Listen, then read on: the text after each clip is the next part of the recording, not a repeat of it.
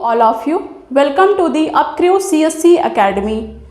UpCrew CSC Academy का जो हमारा प्लेटफॉर्म है, जैसा कि आप सभी जानते हैं कि हमारा एक और प्लेटफॉर्म है जो कि वनडे एग्ज़ाम के ओरिएंटेड है, वनडे एग्ज़ाम को डेडिकेटेड है। लेकिन जो हमारा ये प्लेटफॉर्म है वो सिविल सर्विसेज को डिवोटेड है। CSC यानी कि सिविल सर्विसेज एग्जामिनेशन। ठीक है, तो UpCrew CSC के प्लेटफॉर्म पर आप सभी का वेलकम है। ये इस प्लेटफॉर्म पर हमारा आज पहला क्लास है जिसमें मैं आपको ब्रीफ डिस्कशन दूंगी कि इस प्लेटफॉर्म को हम लोग क्यों लेकर के आए हैं और इसके हेल्प से हम आप लोगों की क्या हेल्प करेंगे। तो इसका आज मैं पूरा विस्तार से आप लोग के साथ चर्चा करने वाली हूँ। जैसा कि आप पीछे बोर्ड पर लिखा देख रहे होंगे, UPSC union public service commission संघ लोक सेवा आयोग। UPSC का फुल फॉर्म होता है यूनियन पब्लिक सर्विस कमीशन, जिसको हम लोग हिंदी में बोलते हैं संघ लोक सेवा आयोग। ठीक है, सबसे पहले तो ये जान लीजिए कि ये हमारा प्लेटफॉर्म एक तो UPSC एग्ज़ाम को लेकर के डिवोटेड है और दूसरा इसके साथ ही साथ स्टेट PCS के जो भी एग्ज़ाम हैं, जैसे कि उत्तर प्रदेश PCS हो गया, बिहार PCS हो गया, मध्य प्रदेश PCS हो गया, उत्तराखंड PCS हो गया, यानी कि स्टेट PCS और UPSC का जो सेक्शन है वो हमारे इस प्लेटफॉर्म पर हम लोग आपके साथ डिस्कस करेंगे। ठीक है, तो गर्मी काफ़ी ज़्यादा है, तो बात करते हैं इस क्लास के बारे में। तो देखिए, सबसे पहले तो ये हम आपको बता दें कि इस प्लेटफॉर्म पर बहुत ही जल्द, या फिर आप कहिए कि सिविल सर्विसेज में बिहार PCS, जो कि आपको पता है कि एग्ज़ाम हुआ था और रद्द हो गया था, लेकिन अब उसका जो एक्सपेक्टेड एक डेट है, वो डेट तो नहीं कह सकते, लेकिन लगभग एक आइडिया दे दिया गया है कि अगस्त के लास्ट में एग्ज़ाम हो सकता है बिहार का। तो बिहार के एग्ज़ाम में पूरा BPSC तो नहीं, लेकिन बिहार स्पेशल, आप सभी जानते हैं कि BPSC में बिहार स्पेशल कितना इम्पॉर्टेंट रोल अदा करता है। तो बिहार स्पेशल का एक सीरीज़ हम लोग लेकर के आने वाले हैं, जो कि बिहार एग्ज़ाम तक ये चलने वाली है। जब तक कि आपके बिहार का एग्ज़ाम नहीं हो जाता है, तब तक हम बिहार स्पेशल का पूरा जो सेक्शन है उसको आपके साथ कंप्लीट कराएंगे। अब उसको अगर हम साइड करें तो अब आप कहेंगे कि ये UPSC यहाँ पर लिखा है, तो क्यों लिखा है? तो ये जो हमारा प्लेटफॉर्म है, इस पे हम लोग पूरे एक साल के लिए, यानी कि UPSC 2023-24 के लिए एक प्लान लेकर के आए हैं। और वो प्लान इस प्रकार से है कि आने वाले एग्ज़ाम की, यानी UPSC के 2023 के एग्ज़ाम की हम आपकी पूरी की पूरी प्रिपरेशन करवाने वाले हैं। ठीक है, अब उसकी हमारी क्या स्ट्रेटजी है उसको तो हम आपको बताएंगे ही इसी क्लास में। लेकिन उससे पहले आप लोगों में से कुछ ऐसे लोग होंगे जिनको पता होगा कि UPSC क्या होता है, UPSC का एग्ज़ाम पैटर्न क्या है, कैसे ये एग्ज़ाम पुटअप करता है और कैसे क्या स्टेजेस हैं इसके एग्ज़ाम के। ये आप सब में से काफ़ी लोगों को पता होगा, लेकिन हो सकता है कि ऐसे लोग भी हों जिन्हें UPSC का यूँ भी ना पता हो कि क्या होता है, लेकिन उन्हें करनी है तैयारी, बट उन्हें कोई आइडिया नहीं है कि UPSC होता क्या है। उन्होंने नाम सुना है कि हाँ लोग IAS बनते हैं, PCS बनते हैं, लेकिन उन्हें पता नहीं है कि ये इसका स्टेप क्या है, इसकी रणनीति क्या होती है, ये एग्ज़ाम होता कैसे है, कितने पेपर होते हैं, ये सारी चीज़ें उन्हें नहीं पता होती हैं। तो सबसे पहले हम उसी चीज़ पे चर्चा करेंगे, यानी कि हम सबसे पहले जो टॉपिक देखेंगे वो देखेंगे UPSC का एग्ज़ाम पैटर्न। क्या देखने वाले हैं?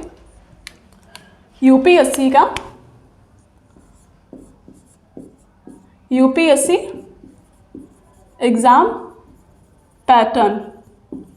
ठीक है, यानी कि UPSC कैसे अपने एग्ज़ाम को कंडक्ट कराती है, सबसे पहले हम इसी के ऊपर चर्चा करने वाले हैं। तो जिसको पता हो वो इसको स्किप कर सकता है, इसके आगे से अपनी क्लास को कंटिन्यू कर सकता है, और जिसको नहीं पता हो वो इसको ज़रूर देखें, क्योंकि ये काफ़ी ज़्यादा आपके लिए हेल्पफुल रहेगा, काफ़ी ज़्यादा आपको इससे आइडिया मिल जाएगा UPSC के बारे में। हाँ, हालांकि अगर आप प्रीमियर में देख रहे हैं तो वो लाइव चलता है, तो वहाँ पर आप स्किप करने का आपको ऑप्शन नहीं मिलेगा। तो देखते हैं कि हमारी यूपीएससी का एग्ज़ाम पैटर्न क्या है। सबसे पहले तो आप ये जान लीजिए कि यूपीएससी का जो एग्ज़ाम है वो 3 स्टेप में कंडक्ट कराया जाता है, यानी कि यूपीएससी के एग्ज़ाम के 3 स्टेप होते हैं। अगर उन स्टेप्स की अगर हम बात करते हैं तो वहाँ पर आता है आपका सबसे पहले जो एग्ज़ाम होता है वो होता है प्री का, यानी कि प्रीलिम्स का, ठीक है। और दूसरा आपका होता है किसका, मेंस का, और तीसरा आपका होता है इंटरव्यू। ये 3 एग्ज़ाम यूपीएससी के कंडक्ट होते हैं। जब भी आप यूपीएससी का फॉर्म भरते हैं तो यूपीएससी आपसे इन 3 स्टेप में एग्ज़ाम लेता है। सबसे पहला एग्ज़ाम होता है प्रीलिम्स का, दूसरा होता है मेंस का, और तीसरा होता है इंटरव्यू का। अब यहाँ पर हम बात करें कि टोटल कितने नंबर का एग्ज़ाम होता है, तो टोटल जो होता है वो होता है आपका 2025 नंबर का एग्ज़ाम, ठीक है। 2025 नंबर का एग्ज़ाम होता है। वहीं अगर हम बात करें ये 2025 नंबर आते कैसे हैं, तो सबसे पहले आप ये जान लीजिए कि प्री का एग्ज़ाम का क्या पैटर्न है। प्री के एग्ज़ाम की अगर हम पैटर्न की बात करें तो प्री का एग्ज़ाम भी 2 चरणों में होता है। एक होता है पेपर 1 और एक होता है पेपर 2। पेपर 1 में जीएस का सेक्शन होता है। जीएस के सेक्शन में अगर हम बात करें क्या क्या सब्जेक्ट होते हैं, प्रीलिम्स में अगर आप देखिए प्री और मेंस का सिलेबस काफ़ी हद तक तो सेम रहता है, लेकिन कुछ सेक्शन ऐसे हैं जो कि सिर्फ प्रीलिम्स में ही रहते हैं, मेंस में पूछे जाते हैं लेकिन वो प्री में नहीं पूछे जाते हैं, और कुछ ऐसे हैं जो कि सिर्फ प्री में आते हैं, मेंस में नहीं आते हैं। तो हम बात करें कि प्री में कौन कौन से सेक्शन आते हैं जीएस के अंतर्गत, यानी कि प्रीलिम्स के पेपर 1 के अंतर्गत, तो यहाँ पर आप देखेंगे सबसे पहले आता है आपका हिस्ट्री का सेक्शन। अगर हम देखें हिस्ट्री, अब हिस्ट्री में क्या, एंशियंट भी, मिडाइवल भी, मॉडर्न भी, ठीक है, यानी कि आपका तीनों हिस्ट्री आता है हिस्ट्री के सेक्शन में। उसके बाद आपका सेकंड सब्जेक्ट यहाँ पर हो जाता है ज्योग्राफी का। ज्योग्राफी की बात करें तो एक तो हो गया आपका physical geography of the world, और उसके बाद सेकंड आपका होता है ज्योग्राफी ऑफ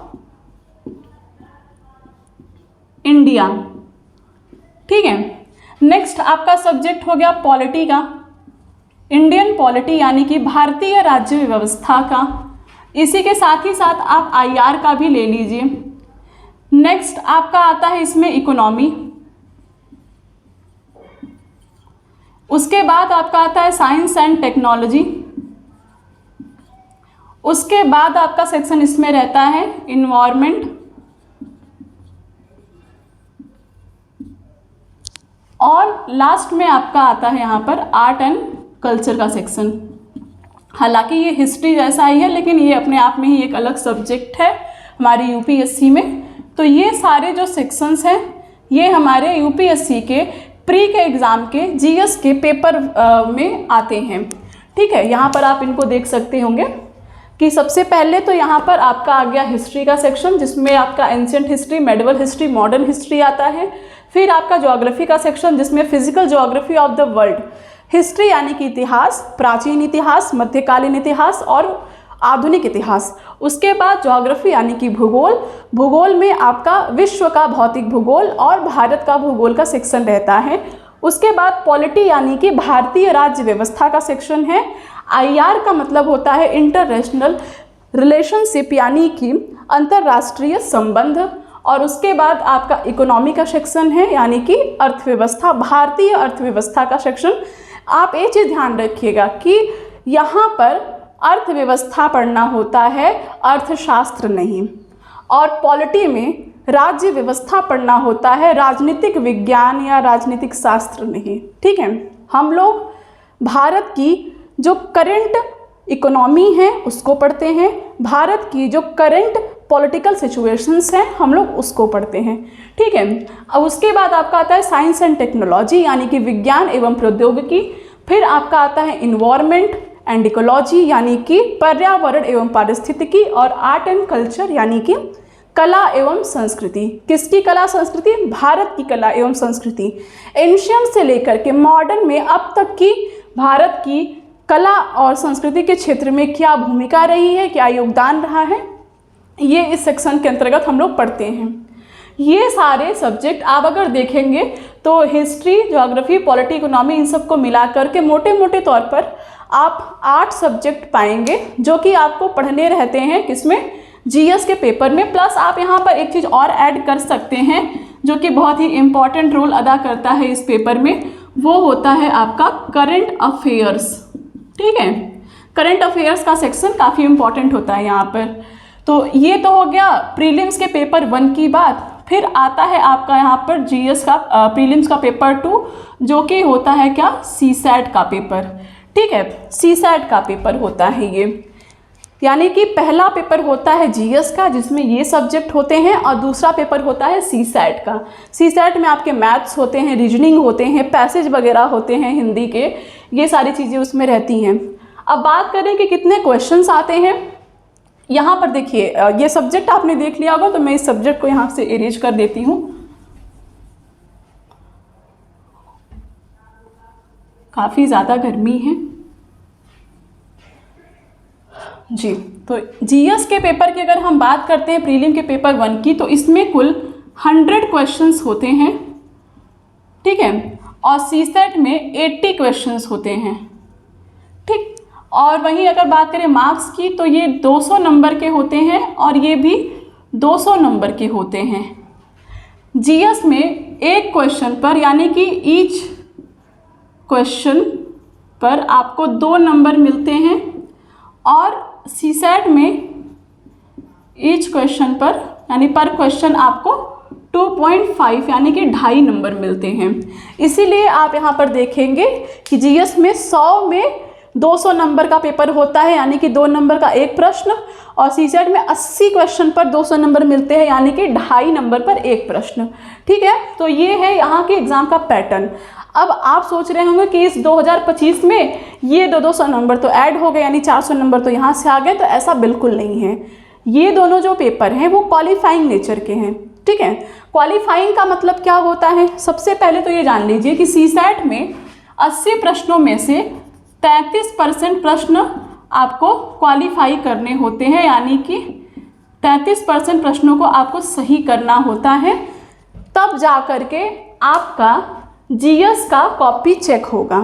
ठीक है, यानी कि प्री का दोनों पेपर देने के बाद, जो कि एक ही दिन में कंडक्ट कराती है यूपीएससी, जब आप सीसैट का पेपर 33% की क्राइटेरिया के साथ क्वालिफाई करते हैं, तब आपका जीएस की जो कॉपी है वो चेक होगी, अन्यथा नहीं होगी। ठीक है, तो इसीलिए भले ही 33% है, लेकिन इसे बिल्कुल भी लाइटली मत लीजिए, क्योंकि क्वेश्चन काफ़ी ज़्यादा टफ रहते हैं सीसैट के, तो 33% भी लोगों के नहीं आते हैं, तो इसीलिए ये सेक्शन बहुत ज़्यादा इम्पॉर्टेंट हो जाता है।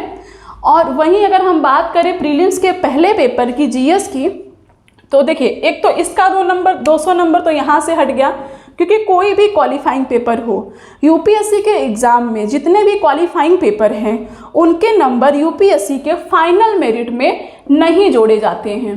ठीक है, क्वालिफाइंग जितने भी पेपर हैं उनके नंबर फाइनल मेरिट में नहीं जोड़े जाते हैं। और बात करें प्रीलिम्स की, तो प्रीलिम्स के दोनों पेपर क्वालिफाइंग है, यानी कि ये भी नहीं जोड़ा जाएगा और ये भी नहीं जोड़ा जाएगा। अब आप कहेंगे कि ये किसके लिए क्वालिफाइंग है?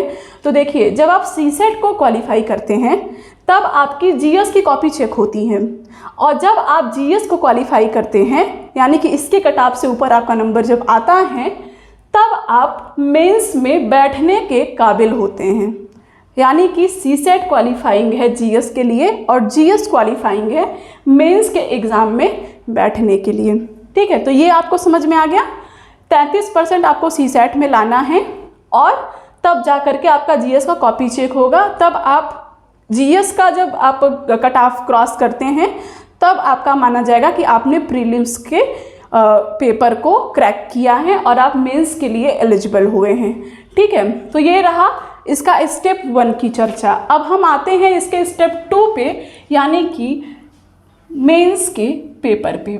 ठीक है, अब हम आते हैं किस पे, मेंस के एग्ज़ाम पे। तो आपने यहाँ पर देखा कि ये 400 नंबर के पेपर फाइनल मेरिट लिस्ट में नहीं जुड़ते हैं। अब आप कहेंगे कि तब फिर ये 2025 नंबर आते कहाँ से हैं, तो ये मैं आपको यहाँ पर बताती हूँ। आप यहाँ पर मेंस को देखिए, मेंस में कुल होते हैं 9 पेपर। ठीक है, 9 पेपर, और ये 9 पेपर होते हैं 1750 नंबर के। अब आप देखिए 2025 में से 1750 नंबर तो आपको यहीं पर दिख गए। ठीक, 1750 नंबर आपको यहीं पर दिख गए, कहाँ पे, मेंस के एग्ज़ाम में। बच्चे कितने, 275 नंबर, और ये 275 नंबर आपके कहाँ आ जाते हैं, इंटरव्यू में। तो इस प्रकार से आपके 1750 प्लस 275 आपका क्या आ गया, 2025, यानी कि इन्हीं दोनों सेक्शन के नंबर फाइनल मेरिट लिस्ट में ऐड होते हैं। अब हम देखते हैं कि मेंस में ये 9 पेपर जो होते हैं वो कौन कौन से पेपर हैं।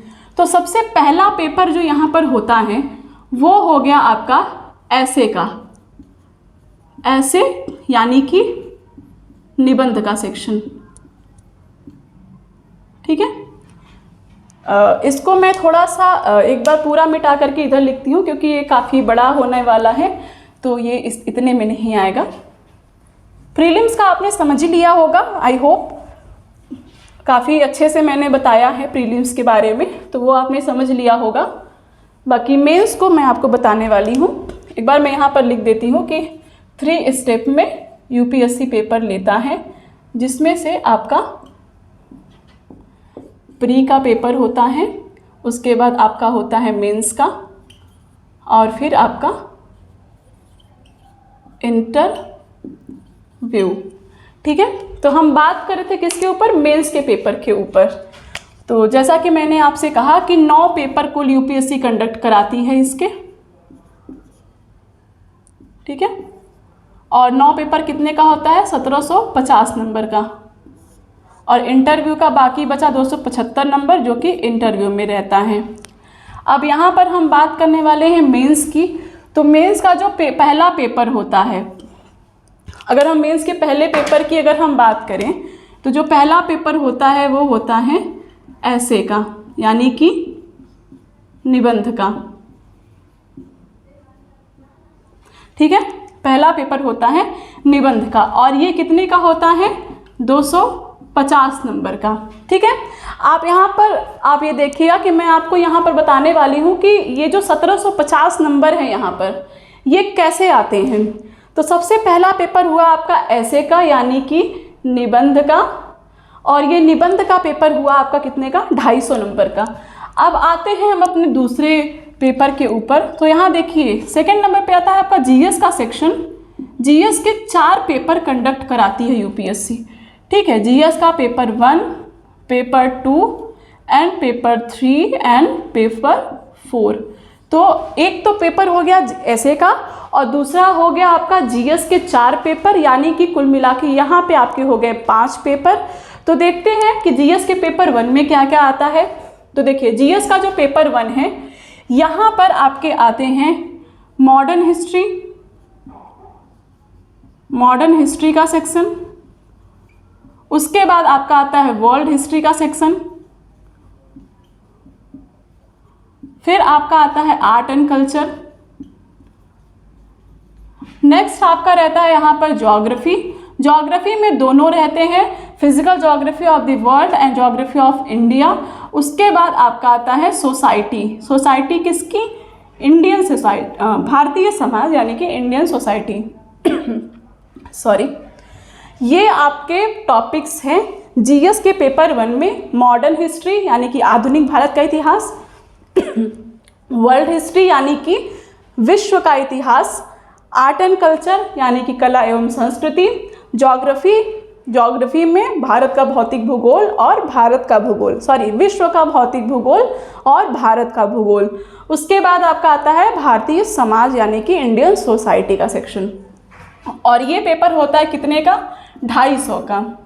ठीक है, अब आगे आता है आपका जीएस का पेपर 2। तो यहाँ पर आपका रहता है polity, Indian polity, international relation, social justice, और आपका आता है यहाँ पर गवर्नेंस। ठीक है, और ये भी होता है आपका कुल 250 नंबर का। देखिए, भारतीय राज्य व्यवस्था, अंतर्राष्ट्रीय संबंध, सामाजिक न्याय, सोशल जस्टिस यानी कि सामाजिक न्याय, गवर्नेंस यानी कि सुशासन। गवर्नेंस में हम लोग गुड गवर्नेंस का मतलब सुशासन पढ़ते हैं।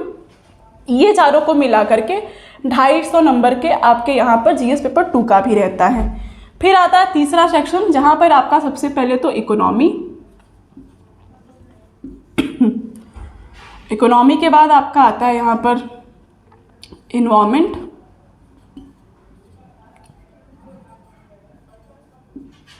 फिर आपका आ गया यहाँ पर साइंस एंड टेक्नोलॉजी, नेक्स्ट आपका इंटरनल सिक्योरिटी,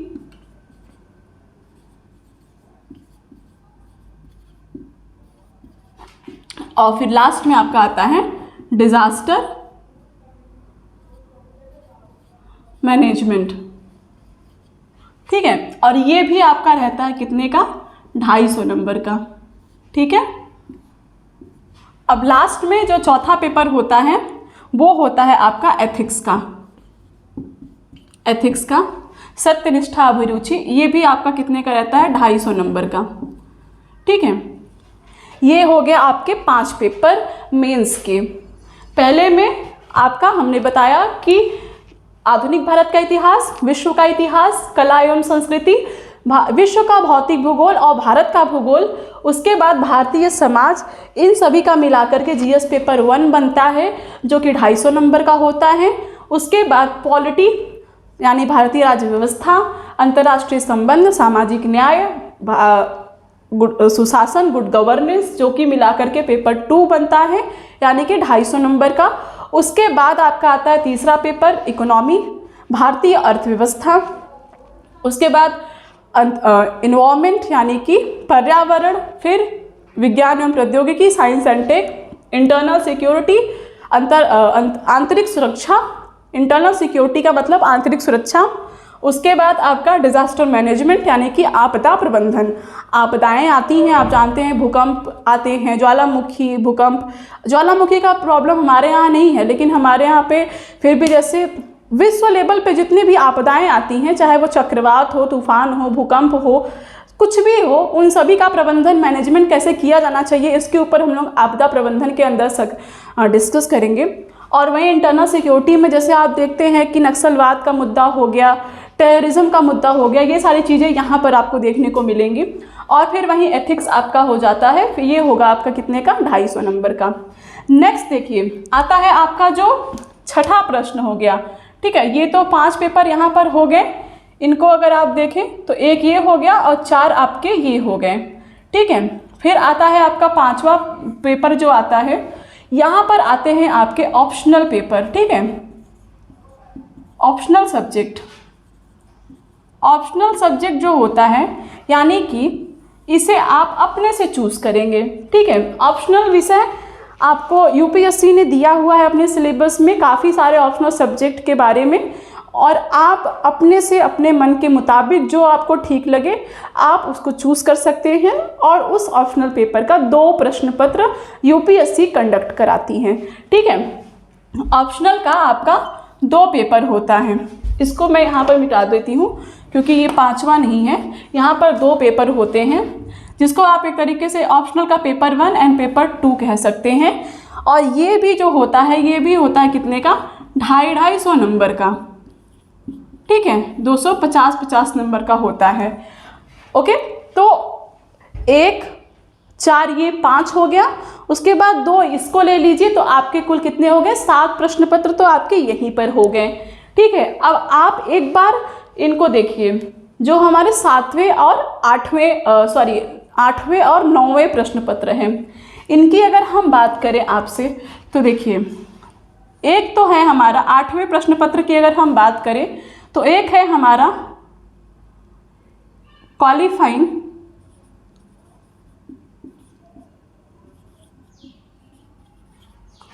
इंग्लिश, और दूसरा जो आता है आपका 9वां, वो आता है संविधान की 8वीं अनुसूची में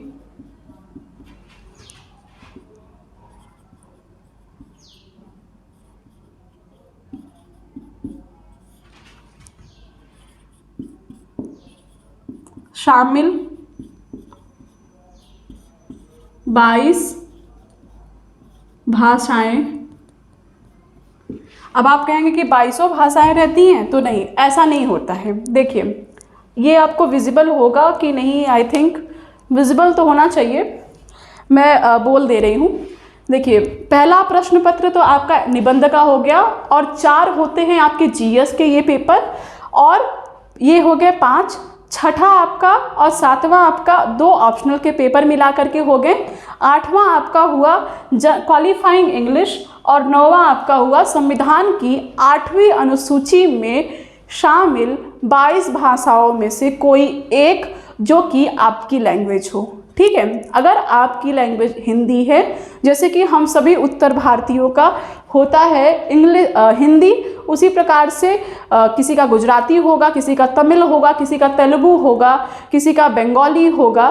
तो अपने अकॉर्डिंग आप संविधान की 8वीं अनुसूची में शामिल 22 भाषाओं में से कोई भी एक भाषा चयन करके आप इसमें रख सकते हैं। हम लोग अगर अपने लिए कहें तो अपने लिए हम लोग इसे हिंदी मानेंगे। ठीक है, हिंदी, यानी हमारे लिए जो पेपर हुआ, 8वां पेपर हुआ जनरल इंग्लिश का, और 9वां हुआ जनरल हिंदी का। ठीक है, यानी कि क्वालिफाइंग इंग्लिश और क्वालिफाइंग हिंदी। अब आप कहेंगे कि यहाँ भी क्वालिफाइंग आ गया, तो जी हाँ, देखिए, अब देखिए, ये जो दोनों पेपर हैं ये क्वालिफाइंग नेचर के हैं। ठीक, मैं इसको उधर लिखती हूँ, तब मैं आपको इसके बारे में समझाती हूँ।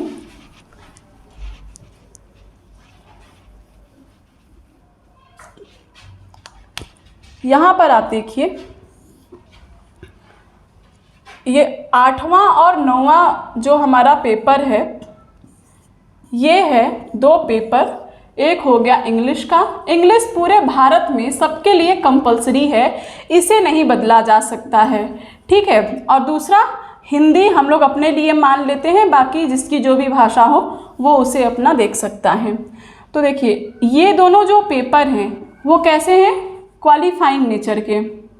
ठीक है, क्वालिफाइंग नेचर का होने का क्या मतलब है, यहाँ पर अगर हम बात करें तो जब आप मेंस का पेपर देते हैं, जैसे ही आपने प्री का एग्ज़ाम क्वालिफाई किया, जैसे प्री में हमने कहा था आपसे कि आप सीसेट क्वालिफाई करते हैं तो आप एलिजिबल होते हैं कि आपकी जीएस की जो कॉपी है प्री की वो चेक हो जाए। ठीक है, तो जैसे ही आपकी प्री क्वालिफाई हुई, आप मेंस में बैठने के लिए एलिजिबल हुए, वैसे ही क्या हुआ, आपके ये 9 पेपर कंडक्ट होंगे, और इन 9 पेपर में ये जो दोनों पेपर हैं, क्वालिफाइंग इंग्लिश और क्वालिफाइंग हिंदी, ये जो दोनों पेपर हैं, अगर आपने इन सभी पेपर को अच्छे से किया है, लेकिन आपका ये दोनों पेपर अगर गड़बड़ हो जाता है, यानी कि इन दोनों पेपर को अगर आप क्वालिफाई नहीं करते हैं, 27% का क्राइटेरिया रहता है दोनों पेपर में, 27% इसमें, 27% इसमें। ठीक है, होता कितने का है ये, 27% का क्राइटेरिया का। ठीक है, इंग्लिश के पेपर में भी आपको 27% लाना है, हिंदी के पेपर में भी आपको 27% अचीव करना है, तब जा कर के आपके ये दोनों जो प्रश्न पत्र हैं वो क्या होंगे, क्वालिफाई होंगे। और जब वो क्वालिफाइंग होंगे तभी आपके ये 7 पेपर चेक होंगे। समझ गए आप कितना बृहद इसका प्रोसेस है, कि जब आप इसको क्वालिफाई करेंगे, आपके ये पेपर कितने ही अच्छे क्यों ना गए हो, अगर आपने इन दोनों को क्वालिफाई नहीं किया तो ये पूरा पेपर आपका बेकार जाएगा, चेक ही नहीं होगा, तो कोई मतलब ही नहीं है उसका। ठीक है, तो अब आप कहेंगे कि इनके नंबर क्या हैं, इनके नंबर जुड़ते हैं कि नहीं जुड़ते हैं। इनके नंबर नहीं जुड़ते हैं। मैंने आपसे पहले ही कहा कि यूपीएससी में जितने भी क्वालिफाइंग नेचर के पेपर हैं उनके नंबर फाइनल मेरिट लिस्ट में नहीं जुड़ते हैं। अब जैसा कि मैंने कहा था कि 1750 नंबर का ये पेपर होता है, तो देखिए 250 नंबर यहाँ पे आ गया, ठीक। और 4 पेपर जो कि 250 नंबर के हैं, आप यहाँ पर देख सकते हैं, यानी कि ये मिला करके सबसे पहले एक 250 ऊपर हो गया ऐसे का, और 4 जीएस के पेपर मिला लें हम लोग तो ये हो गया 1000 नंबर का, यानी कि 25 चौका 100, 250 नंबर के 4 पेपर, ये हो गया 1000। 2 ऑप्शनल का पेपर अगर हम मिला लें तो ये हो गया 500 नंबर का, ठीक है। तो ये कितने का हो गया हमारा, 500 नंबर का, और कुल मिला के कितना हो गया हमारा 1750। आप इसको देख सकते हैं, 1500 + 250, 1750 नंबर का ये आपका पेपर हो गया। और ये दोनों जो पेपर हैं ये आपके फाइनल मेरिट लिस्ट में नहीं जोड़े जाते हैं, ठीक है। तो इस प्रकार से मेंस का प्रोसेस आपका ये है। स्टेप 2 आपने यहाँ पर समझ लिया है। अब रही बात इंटरव्यू की, तो इंटरव्यू का जो पेपर होता है, पेपर तो नहीं होता है, ये आपका इंटरव्यू है जो कि 275 नंबर का रहता है। अब इस 275 नंबर को यहाँ पर आप जोड़ दीजिए, तो आज आपका आ गया कितना, 2025। और जब आप ये 2025 नंबर अचीव कर लेते हैं तो आप ये ध्यान रखिए, तब जा कर के आपकी फाइनल मेरिट लिस्ट तैयार होगी। अगर आप उस मेरिट में आए हैं तभी आपका रैंकिंग निर्धारित होगा, तभी पता चलेगा कि आप आपने यूपीएससी का एग्ज़ाम क्रैक किया है कि नहीं किया है। अगर आपने किया है तो आपका क्या रैंक है। इसी 2025 में से आपके जितने नंबर आए होंगे उसी के अकॉर्डिंग आपके जो रैंक है वो निर्धारित किए जाएंगे, ठीक है। अभी तक देखा जाए तो 1100-1150 नंबर उससे बहुत ज़्यादा माने जाते हैं। 1150 लगभग 1200 नंबर तक के आसपास का जो नंबर होता है, लोग जो टॉप करते हैं वो इतने नंबर अचीव किए हैं। उससे ज़्यादा नंबर अभी तक अचीव नहीं हुआ है यूपीएससी के एग्ज़ाम में, क्योंकि काफ़ी टफ प्रोसेस है। आप देख ही सकते हैं, ये सारे जो पेपर हैं इतने सारे सब्जेक्ट को मिला करके होता है। 20 प्रश्न एक पेपर में रहता है, 3 घंटे में आपको करना रहता है, और वो भी रिटेन। देखिए एक बात मैं और आपको बता दूं, प्री का जो पेपर होता है, प्री का पेपर होता है ऑब्जेक्टिव टाइप। ऑब्जेक्टिव टाइप का मतलब क्या है कि ऑप्शन दिया रहता है, एक प्रश्न होता है, उसके ऑप्शन दिए होते हैं, आपको उसमें से चूज़ करके आंसर देना है, जैसे कि नॉर्मली हर पेपर में होता है।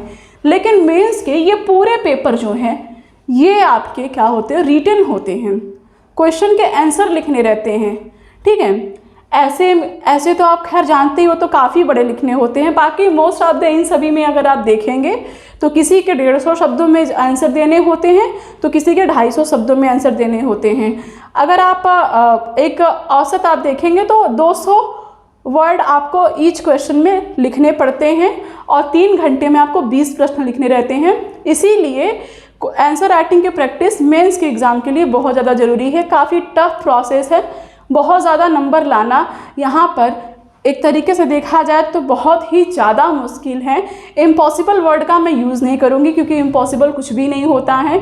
लोगों ने रिकॉर्ड बनाए हैं और लोगों ने रिकॉर्ड तोड़े भी हैं। तो इसीलिए ये आपने देखा इसका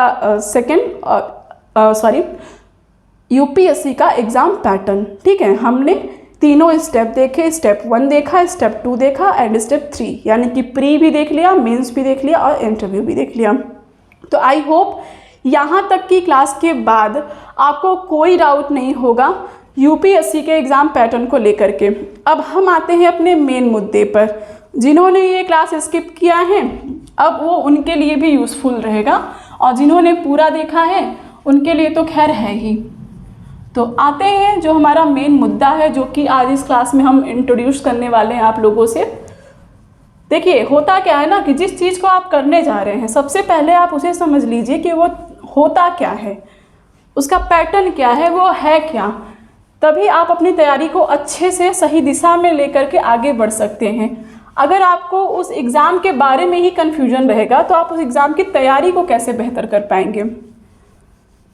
खुद से ही ये मान के ना बैठ जाएं कि आपको सब पता है, क्योंकि सबको सब पता है और किसी को कुछ भी नहीं पता है। ये सबके साथ होता है, ठीक है। तो हर चीज़ों को जानने की कोशिश करिए। अगर आप इस फील्ड में आए हैं, यूपीएससी के फील्ड में आए हैं, तो आपको जानने की भूख होनी चाहिए। हर एक चीज़ को, छोटी से छोटी चीज़ को। आपने एनसीईआरटी पढ़ी होगी, जो लोग पढ़ चुके हैं मैं उनकी बात करूं तो आप लोगों ने एनसीईआरटी पढ़ी होगी, आपने चाहे 10 बार एनसीईआरटी क्यों ना पढ़ा हो, आपको ये पता होगा कि आपने जब पहली बार पढ़ा था तो आपने काफ़ी ज़्यादा अंडरलाइन किया होगा, दूसरी बार जब आपने पढ़ा तो भी आपने अंडरलाइन किया होगा। यानी कि आप जितनी बार किसी चीज़ को पढ़ते हैं आपको उतनी बार उसमें कुछ नया जानने को मिलता है। तो जो भी चीज़ें डिस्कस की जाती हैं, कोई भी चीज़ें यूज़लेस नहीं होती हैं, वो कहीं ना कहीं आपके काम आएंगी ही आएंगी। ठीक है, तो खैर बहुत ज़्यादा ज्ञान की बातें हो गई, मैं क्लास में बढ़ती हूँ अपने जो मेरा आज का एक्चुअल जो डिस्कशन है उसकी तरफ। देखिए, यूपीएससी का एग्ज़ाम पैटर्न तो आपने समझ लिया, अब इस प्लेटफॉर्म से हम आपको क्या देने वाले हैं ये भी आप जान लीजिए। हमारा जो टारगेट है यूपीएससी 2023 है, ठीक है, और इसकी पूरी तैयारी हम आपके साथ कराएंगे। हमारे जो भी एजुकेटर्स हैं, जितने एजुकेटर्स हैं, 1 बाय 1 वो आपकी अपने अपने सब्जेक्ट की पूरी तैयारी को आपके साथ मिल करके कराएंगे। ठीक है, और वो कैसे कराएंगे, क्या स्ट्रेटजी होगी, क्या रणनीति होगी, इसको मैं आपसे बता देती हूँ। सबसे पहले तो आप जान लीजिए कि टॉपिक मैंने आपको बताया कि कौन कौन से टॉपिक होते हैं, कौन कौन से सब्जेक्ट्स यूपीएससी के एग्ज़ाम में पूछे जाते हैं, ये सारी चीज़ें मैंने आपको बताई हैं। मोटा मोटा अंदाज़ा आपको लग गया होगा। देखिए, जब भी आप क्लास में बैठिए पेपर और पेन ज़रूर लेके बैठा करिए। आप जो भी आपको इम्पोर्टेंट लगे आप नोट करते रहिए। नोट करना बहुत ज़रूरी है, क्योंकि अगर आप यूपीएससी में आए हैं तो आपको आंसर राइटिंग की प्रैक्टिस तो करनी है। आंसर राइटिंग प्रैक्टिस का मतलब सबसे ज़्यादा ज़रूरी होता है कि आपकी राइटिंग स्पीड जो है ना वो अच्छी होनी चाहिए। अगर आपकी राइटिंग स्पीड अच्छी है तभी आप आंसर को भी स्पीड से लिख सकते हैं, क्योंकि 2-3 घंटे में 20 प्रश्न करने पे आपको एक प्रश्न पे 7 मिनट से भी कम समय मिलता है। ठीक है, तो आप ये सोचिए एग्ज़ाम हॉल में एक क्वेश्चन जो कि 200 से 250 वर्ड में लिखना है, उसे आप 7 मिनट में सोचेंगे भी, समझेंगे भी और लिखेंगे भी। इसके लिए आपकी सोचने की भी स्पीड भी उतनी ही तेज़ होनी चाहिए।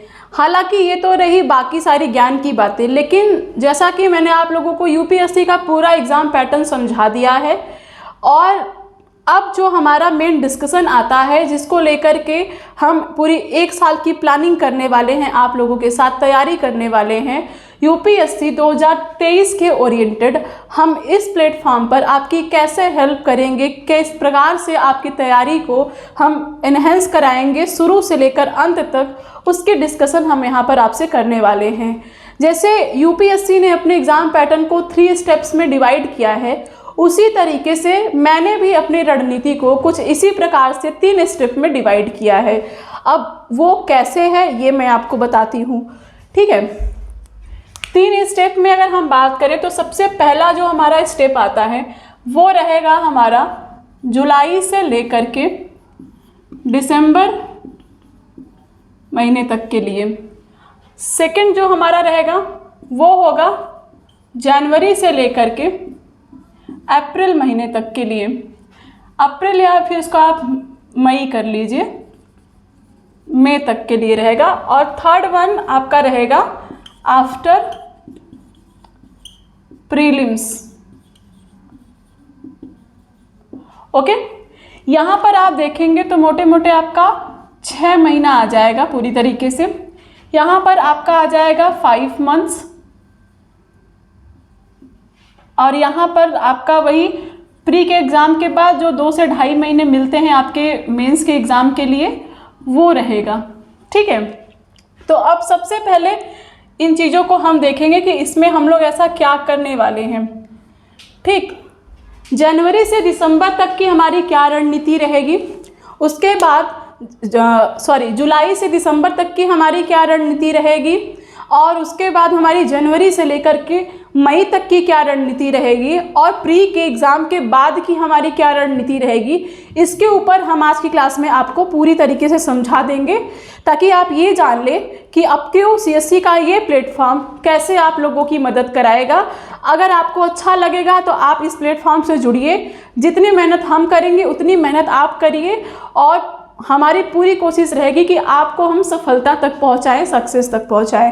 ठीक है, तो जुलाई से दिसंबर तक में हम क्या करेंगे, हमारी जो तैयारी की रणनीति रहेगी वो रहेगी प्री प्लस मेंस, यानी प्री कम मेंस ओरिएंटेड रहेगी।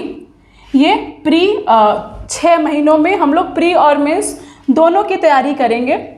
और उसके बाद जो हमारा जनवरी से मई तक का रहेगा वो रहेगा प्री ओरिएंटेड बैच रहेगा। ठीक है, और वहीं अगर हम इसकी बात करें तो इसको हम अभी लास्ट में देखेंगे कि हम इसमें क्या करने वाले हैं आफ्टर प्रीलिम्स। पहले हम इसकी बात कर ले कि प्री कब मेंस की जो हमारी बैच चलेगी उसमें हम किन किन चीज़ों के ऊपर चर्चा करेंगे। ठीक है, तो एक बार आप सेकंड स्टेप को समझिए कि हम लोग जनवरी और मई में क्या करने वाले हैं। यहाँ की जो हमारी तैयारी है प्री ओरिएंटेड है। प्री ओरिएंटेड इसको रखने का रीज़न क्या है अगर मैं आपसे ये बताऊं तो जैसे ही आप जानते हैं कि जब हम लोग पूरे एक साल की तैयारी की रणनीति बनाते हैं, खास करके यूपीएससी एग्ज़ाम को लेकर के, तो जो हम लोग शुरुआत करते हैं तो हम लोग प्री और मेंस को साथ साथ लेके चलते हैं, उसको अलग से नहीं पढ़ते हैं, क्योंकि उस टाइम हमारे पास पूरा एक साल का समय रहता है। तो हम प्री और मेंस दोनों को साथ लेकर चलते हैं कुछ एक पर्टिकुलर टाइम तक। उसके बाद जैसे ही हमारा प्री का एग्ज़ाम आने वाला रहता है उसके ठीक 3 से 4 महीना पहले से हम क्या करते हैं कि अपनी तैयारी को प्री के फोकस्ड कर देते हैं, प्री के ओरिएंटेड कर देते हैं। हमारी जो पूरी तैयारी होती है वो प्रीलिम्स एग्ज़ाम को डिवोटेड रहती है, और ये होना भी चाहिए, क्योंकि जब प्री के 3-4 महीने पहले आप सिर्फ प्री को ले करके तैयारी करेंगे तभी आप उसमें अच्छे से परफॉर्मेंस कर पाएंगे। और इसी तरीके से हमारा भी बैच रहेगा। जनवरी से मई के महीने में हम प्री की ओरिएंटेड बैच बनाएंगे जिसमें आपका जीएस और सीसेट दोनों की अलग अलग बैचेस बनेंगी और दोनों की आपकी पूरी तैयारी कराई जाएगी, पेपर 1 और पेपर 2 की भी, और उसके साथ ही साथ प्रैक्टिस सीरीज का एक पूरा सेट चलेगा। प्रैक्टिस सेट सीरीज,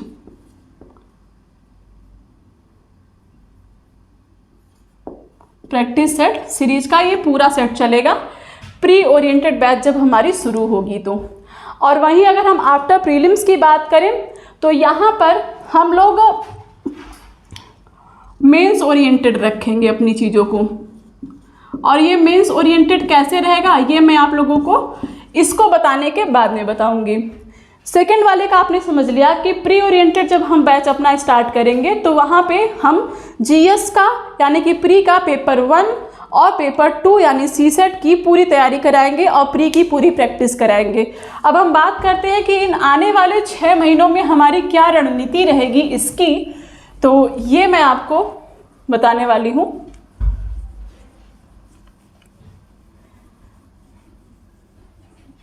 आने वाले 6 महीनों में प्री कम मेंस की तैयारी के अंतर्गत हम लोग कुछ सब्जेक्ट को यहाँ पर ले करके आप लोग के साथ चलेंगे। आप सभी जानते हैं कि कुछ सब्जेक्ट ऐसे होते हैं जो कि मेंस में पूछे जाते हैं लेकिन प्री में नहीं आते हैं, और कुछ 1-2 टॉपिक ऐसे हैं जो कि प्री में आते हैं लेकिन मेंस में नहीं आते हैं।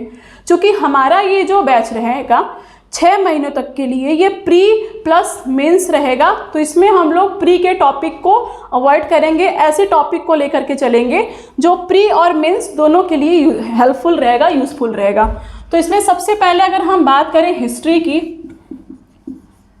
हिस्ट्री में आपका modern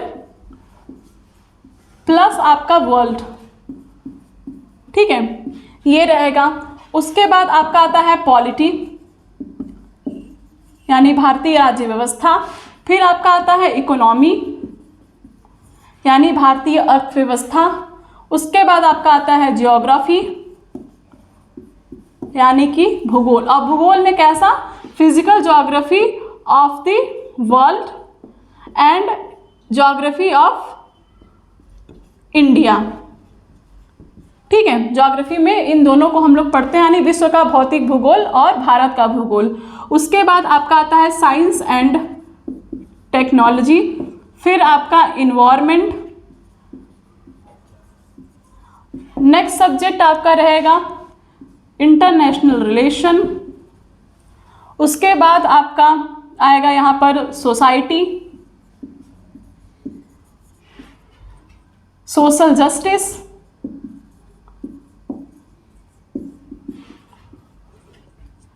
internal security,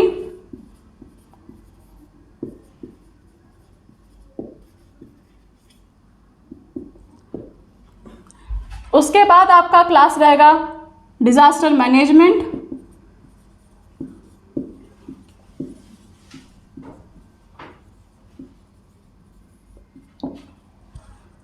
history, polity, economy, geography, science tech, environment, IR, society, social justice, internal security, disaster management और आर्ट एंड कल्चर।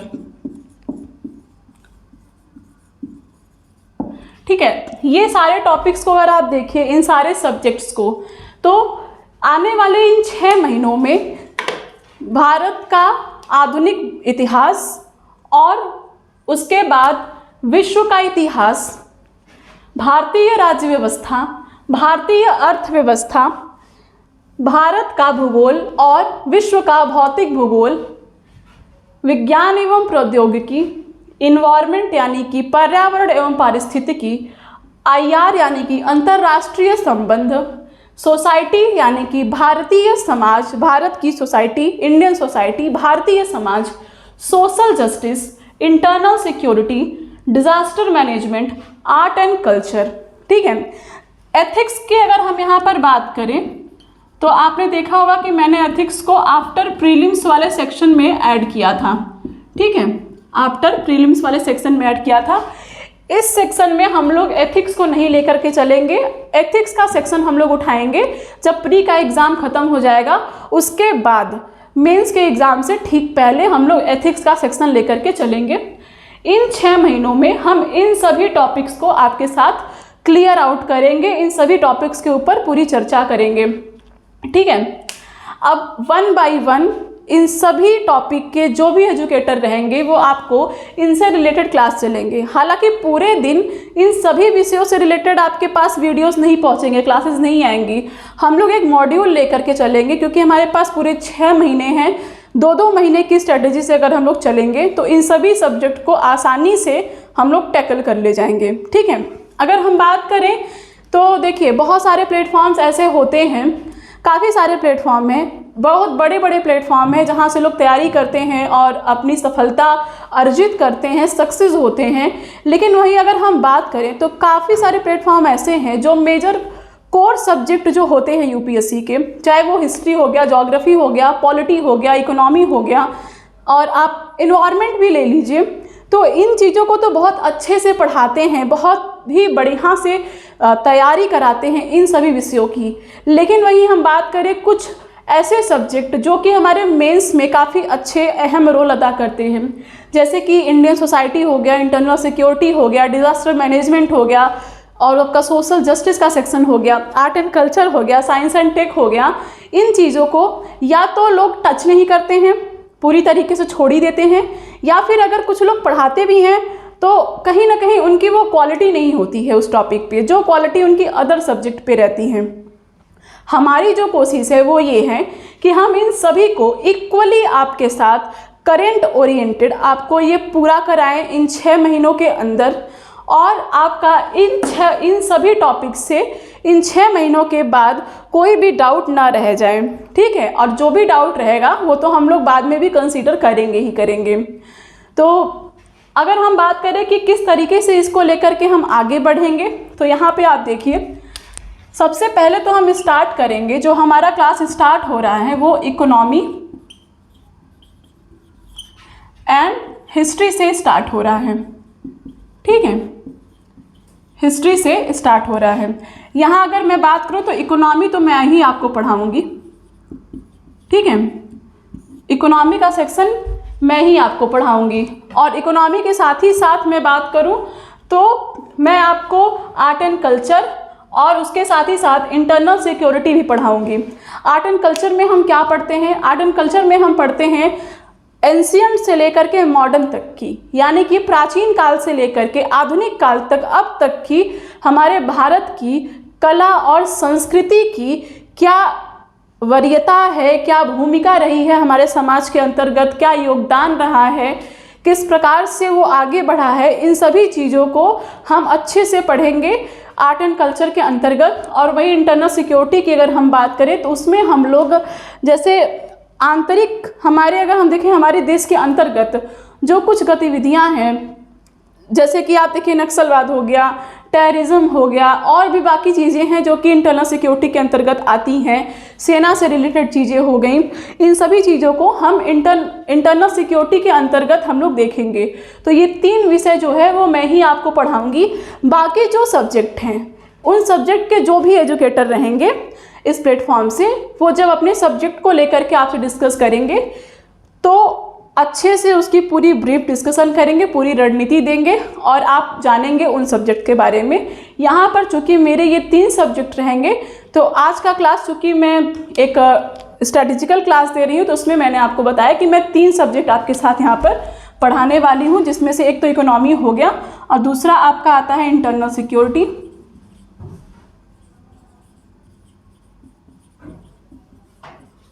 और तीसरा आपका सब्जेक्ट रहेगा आर्ट एंड कल्चर का। जैसे ही मैं इकोनॉमी ख़त्म करूँगी वैसे ही मैं आप लोगों को आर्ट एंड कल्चर पढ़ाना स्टार्ट कर दूँगी, और आर्ट एंड कल्चर ख़त्म होते ही मैं आप लोगों को इंटरनल सिक्योरिटी पढ़ाना स्टार्ट कर दूँगी, ठीक है। और उसके साथ ही साथ हिस्ट्री की क्लास भी पैरेलल चलती रहेगी, और 1 से 1.5 महीने के बाद होप सो आपकी पॉलिटी और ज्योग्राफी की क्लासेस भी आने लगेंगी आपके पास, ठीक है। तो ये चारों सब्जेक्ट हम लोग पैरेलल लेके चलेंगे, लेकिन फ़िलहाल के लिए इकोनॉमी और हिस्ट्री की क्लासेस चलेंगी। अब तक का जो भी पेपर का मॉड्यूल रहा है, अगर आपने पेपर देखा है तो आप जानते होंगे कि इकोनॉमी हो गया और उसके बाद साइंस टेक हो गया, इन्वायरमेंट हो गया, इन सभी का सेक्शन कितना ज़्यादा हमारे एग्ज़ाम में इम्पॉर्टेंट है। हालांकि अगर आप मेंस के लिहाज से देखेंगे तो मेंस में तो सभी इम्पॉर्टेंट हैं, इक्वली इम्पॉर्टेंट है, इसीलिए हम सभी को इक्वली ट्रीट करेंगे। आप कह रहे होंगे कि यहाँ सिर्फ मॉडर्न और वर्ल्ड क्यों लिखा है, अगर ये प्री और कम और मेंस ओरिएंटेड बैच है तो एंशिएंट और मिडाइवल क्यों नहीं लिखा है। तो चूँकि ये pre cum mains oriented batch है, यानी कि यहाँ पर प्री और मेंस की तैयारी होगी, तो यहाँ पर हम लोग सिर्फ प्री वाली चीज़ों को नहीं देखेंगे।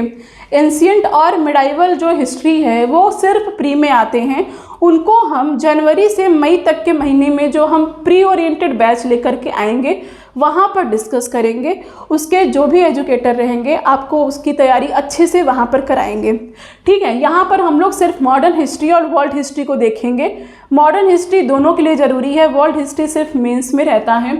पॉलिटी और इकोनॉमी ये सारी चीज़ें तो आप जानते ही हैं कि प्री और मेंस दोनों में काफ़ी ज़्यादा इम्पॉर्टेंट रोल अदा करता है।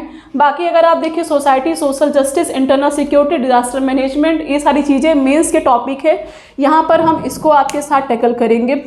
अब वहीं हम बात करें कि कैसे हम इन चीज़ों को लेकर के आगे बढ़ेंगे, किस प्रकार से हमारी रणनीति रहेगी।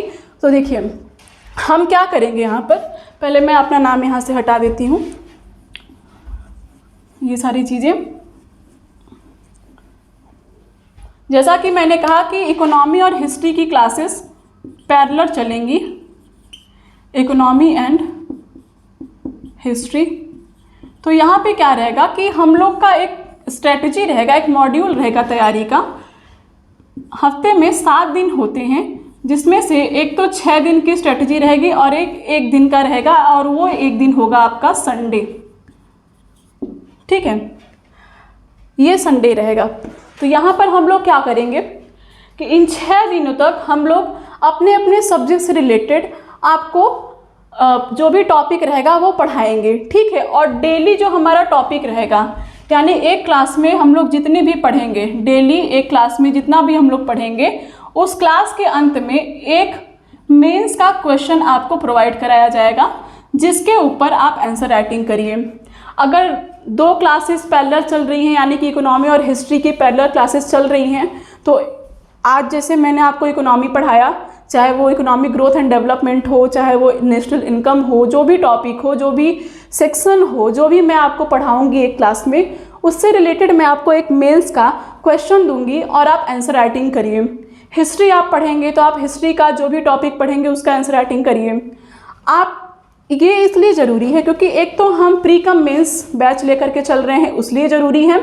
दूसरा इसलिए भी ज़रूरी है कि अगर आपने यूपीएससी का पैटर्न समझा, जो कि मैंने आप लोग को ऑलरेडी डिस्कस कर दिया है, तो उसमें आपने देखा होगा कि यूपीएससी बहुत ही वृहद एग्ज़ाम है, और चूँकि पूरा का पूरा 1750 नंबर का मेंस आपका रिटेन होता है, ऐसे में आपकी राइटिंग स्पीड बहुत अच्छी होनी चाहिए और आपका आंसर राइटिंग प्रैक्टिस बहुत अच्छा होना चाहिए।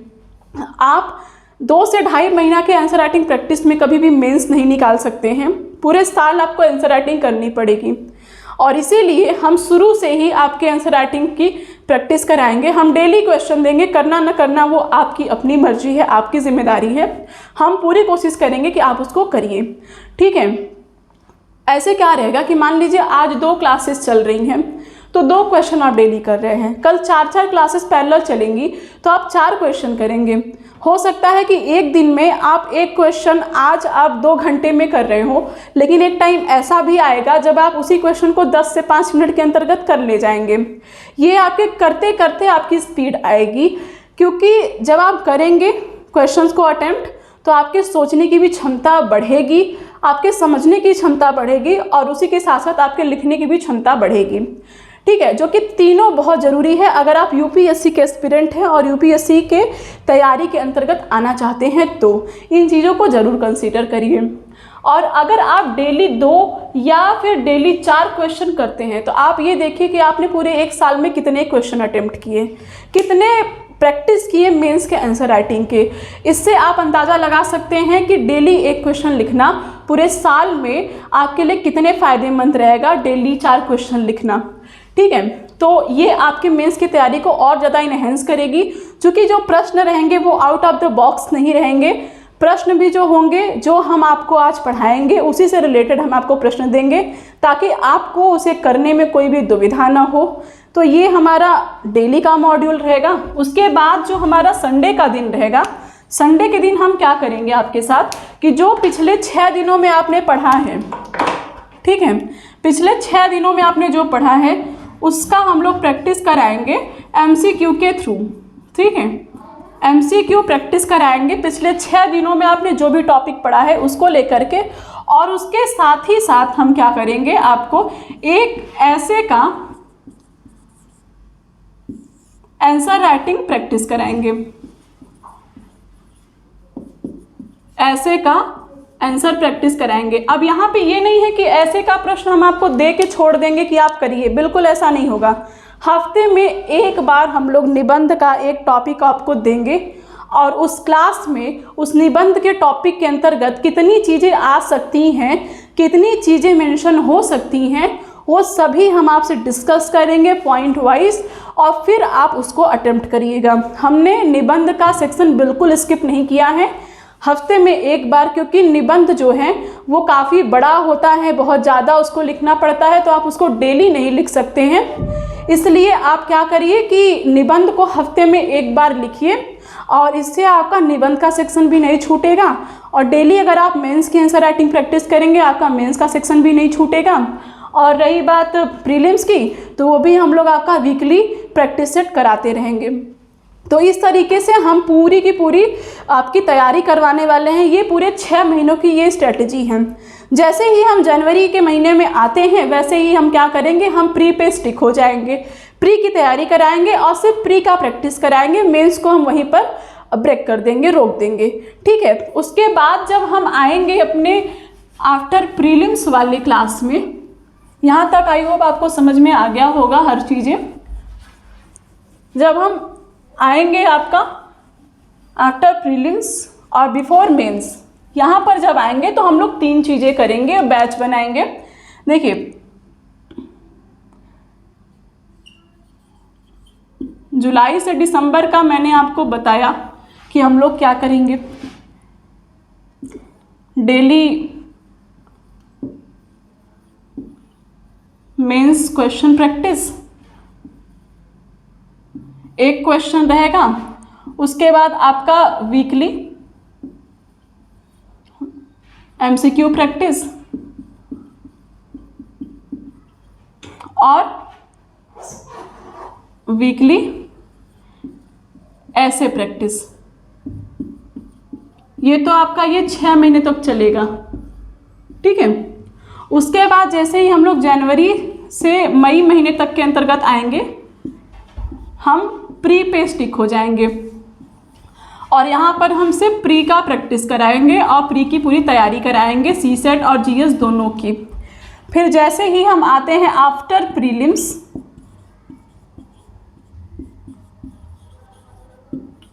तो वैसे ही हमारी जो रणनीति है वो प्री के ऊपर स्टिक हो जाएगी।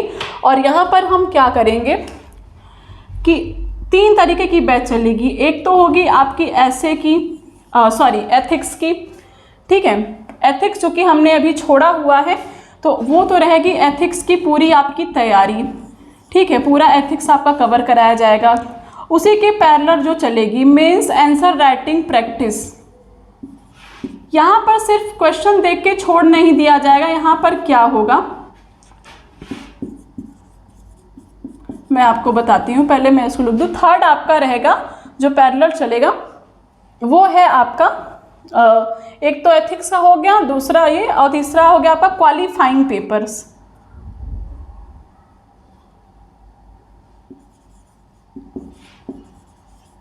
क्वालिफाइंग पेपर्स, ठीक है। क्वालिफाइंग पेपर्स में आपके दोनों क्वालिफाई पेपर, इंग्लिश भी और हिंदी भी। अब हम इसको कैसे लेकर के चलेंगे ये मैं आपको यहाँ पर डिस्कस कर देती हूँ। देखिए यहाँ पर हम क्या करेंगे, इन चीज़ों को तो आपने समझ लिया कि ये पूरा दोनों को मिला करके रहेगा, ये सिर्फ प्री ओरिएंटेड रहेगा और ये सिर्फ मेंस ओरिएंटेड। यहाँ तक हम लोग अपने प्री और मेंस दोनों की पूरी टॉपिक को हम लोग कवर कर चुके होंगे। बचा हमारा एथिक्स का सेक्शन हम यहाँ पर देखेंगे।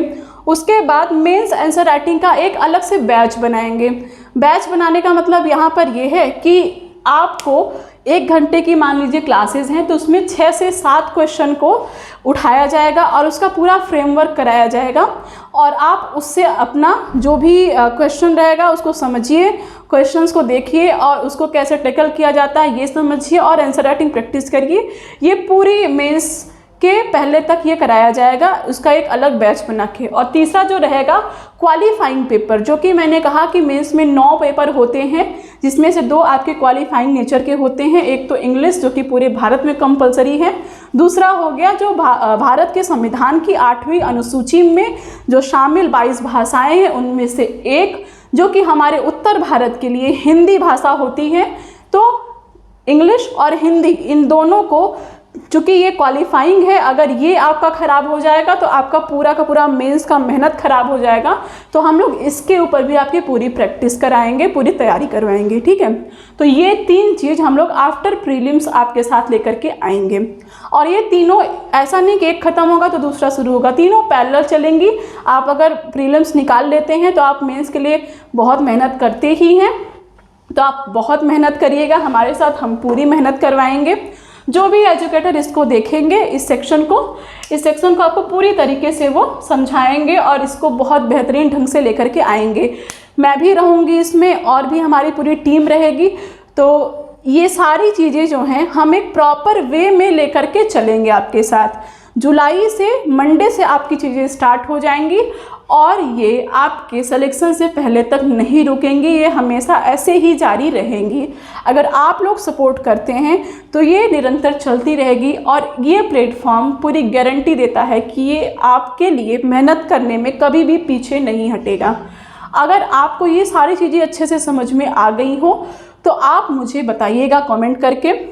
और मैं बात करूँ मेरे क्लास की, जो कि इकोनॉमी की क्लास है, तो वो 8 बजे रात को प्रीमियर में लगेगी, यानी कि आप उस पर लाइव चैट कर सकते हैं। 8 बजे रात को मेरी क्लास लाइव चलेगी, प्रीमियर पे चलेगी। आप वहाँ पर लाइव चैट करिए, मैं भी ऑनलाइन रहूँगी, मैं भी आपके जितनी भी क्वेरीज़ हैं उनका रिप्लाई करूँगी। अगर आप बाद में देखते हैं तो आप ऑफलाइन कमेंट करिए, मैं वहाँ पर आपको जो भी रहेगा मैं बताऊँगी। और अगर आपको पसंद आएगा तो आप लाइक करिए, अपने जितने भी सर्कल हैं उनके साथ शेयर करिए। चूँकि अपक्रू CSC ये हमारा एक प्लेटफॉर्म है और दूसरा प्लेटफॉर्म है हमारा अपक्रू वनडे का, जिस पे हम लोग वनडे एग्ज़ाम की तैयारी कराएंगे। उस पर अभी लेखपाल की बैच चल रही है, पेट की चलने वाली है और जल्द ही RO ARO और यूपी पुलिस कांस्टेबल का भी स्टार्ट होगा। तो अगर आपका कोई फ्रेंड इन सब चीज़ों की तैयारी करता है तो आप उसे वो चैनल रिकमेंड कर सकते हैं, और जो सिविल से इंटरेस्टेड हो वो इस चैनल के ऊपर अपना मतलब पढ़ाई कर सकते हैं। अगर आपको ये अच्छा लगे, तो आपको लगे कि हम लोग आपकी तैयारी के लिए मेहनत कर रहे हैं, तो आप ज़रूर हमसे जुड़िए। ओके, तो फिलहाल के लिए इन सब चीज़ों में इतना ही है। हमने शुरू से अब तक क्या देखा अगर मैं ये कहूँ तो उसमें हमने सारी चीज़ों को यहाँ पर इंक्लूड किया है। हमने पूरे एग्ज़ाम पैटर्न को यहाँ पर शामिल किया है अपनी रणनीति में। बचता है एक चीज़ जो कि है ऑप्शनल का। तो मैं आपको बता दूं कि 2 तरीके के ऑप्शनल सब्जेक्ट इस प्लेटफॉर्म पे आपको अवेलेबल हैं। एक तो हो गया हिंदी लिटरेचर, जो कि मैं ही आप लोगों को पढ़ाऊंगी, और दूसरा आपका है सोशल साइंस यानी कि समाजशास्त्र, जिसके लिए अन्य एजुकेटर हैं वो आपको पढ़ाएंगे।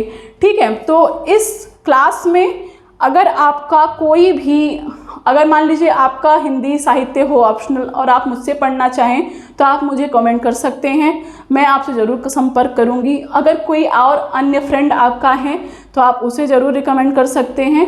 मैं कुछ क्लासेस भी दूंगी, लेकिन जो हमारी ऑप्शनल की बैचेस हैं अगर वो स्टार्ट होती हैं तो मैं उसके बारे में आपको इन्फॉर्मेशन दूंगी, और वो स्टार्ट होंगी तो उसका जो टाइमिंग है वो 2 से 3 महीने के बाद ही होगा, अभी नहीं। अभी फ़िलहाल हम इन चीज़ों के ऊपर ही फोकस करेंगे। शुरू से लेकर अंत तक अगर हम देखें तो हमने यूपीएससी एग्ज़ाम पैटर्न के ऊपर चर्चा किया। उसके बाद हमारी जो रणनीति है 2023 की, कि कैसे जुलाई से लेकर के एग्ज़ाम के, मेंस के एग्ज़ाम के पहले तक हम लोग किस तरीके से आपकी पूरी तैयारी करवाएंगे, क्या हमारी रणनीति रहेगी, इसकी हमने सारी चर्चा की। इसी के बीच में इन बिटवीन हम लोग क्या करेंगे, जैसे ही किसी स्टेट का पीसीएस आता है उसके ऊपर भी एक अलग से बैच बनाएंगे, अन्य एजुकेटर उसको भी देखेंगे, जिसे वो चीज़ें देखनी हो वो उसको देखे। अभी हमारी बिहार पीसीएस में बिहार स्पेशल की बैच स्टार्ट हो गई है, तो आप उसको वहाँ से देख सकते हैं, और उस पर भी काम करना शुरू किया जा चुका है। और जो यूपीएससी को लेकर के सीरियस हो वो यहाँ पर हम लोग के साथ जुड़े, जो वनडे को लेकर सीरियस हो वो अपक्रू वनडे एकेडमी को आप फॉलो करिए, वहाँ पे जुड़िए। पूरी तैयारी आपकी कराई जाएगी, बेहतरीन ढंग से कराई जाएगी। हमारे तरफ से कोई ऐसी कसर नहीं छोड़ी जाएगी कि जो कि आपके तैयारी में काम ना आए। बाकी वो आपका पूरा डिसीजन है, आप अपनी चीज़ों के अपने पूरी तरीके से मालिक हैं, किसी की कोई बाध्यता नहीं है। जो भी हो वो आपका डिसीज़न है। तो अगर आपको ये पसंद आया हो तो ज़रूर क्लास को लाइक करिएगा और चैनल को ज़्यादा से ज़्यादा शेयर करिए अगर आपको लगे कि ये चैनल यूज़फुल है तो। फिलहाल के लिए इस क्लास में सिर्फ इतना ही है। ये हमारी पूरी रणनीति है यूपीएससी 2023 के ओरिएंटेड। देख सकते हैं कितनी गर्मी है, और इस गर्मी में क्लास लेना बहुत ही ज़्यादा हेक्टिक है, फिर भी जो काम है वो तो करना ही पड़ेगा। फिलहाल के लिए thank you so much for watching. जो भी हो, अपनी जो भी प्रतिक्रियाएं हो वो आप मुझे कमेंट बॉक्स में बता सकते हैं, और अगर क्लास पसंद आए तो उसे आप लाइक कर दीजिएगा। Thank you so much.